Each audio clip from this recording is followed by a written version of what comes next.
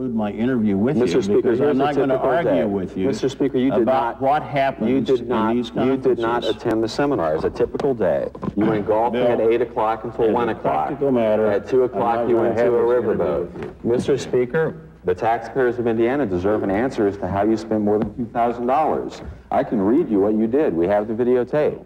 Thank you. Mr. Speaker, don't you think the taxpayers deserve an accounting of their money? Sure. Well, then why won't you sit down here and go through the agenda with me? Faber sees the shotgun, and he says, "Oh my God, oh shit," and he turns real quick. Okay, stop there.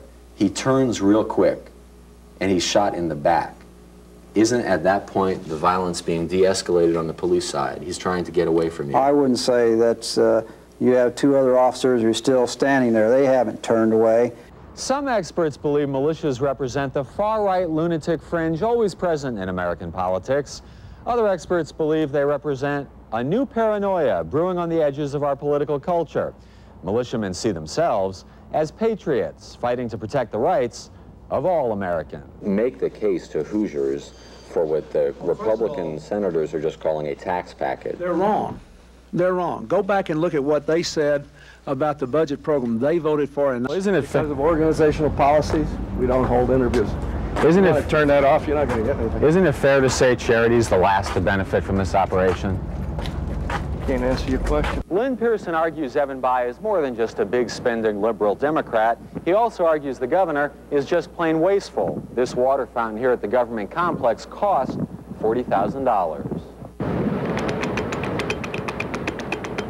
And guess what? The fountain doesn't even work. Dan Quayle is an issue. That's real. If the media, he's not an issue now. George Bush has a 17-point lead. Let me get another point in. He has a 17-point lead. Let me get another point in. Mike Dukakis has been running television spots that are directly has been. Okay, but he running stopped. Television spots that directly attack Dan Quayle's qualifications to be a heartbeat away from the presidency. So, if those spots are being run, then Dan Quayle is an issue. With Bill Clinton all but certain to win the Democratic nomination, how will the Arkansas governor fare in Indiana come the fall election? Well, keep this in mind. George Bush won Indiana back in 1988 by a landslide margin of 20 points. Bill Hussung, News Center 13.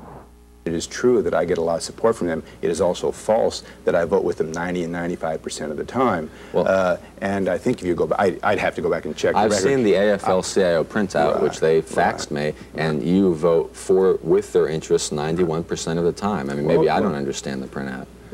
91% of the time, which session? With AFL-CIO. Which session of Congress? Between 1986 and 1989. I'd like to check that.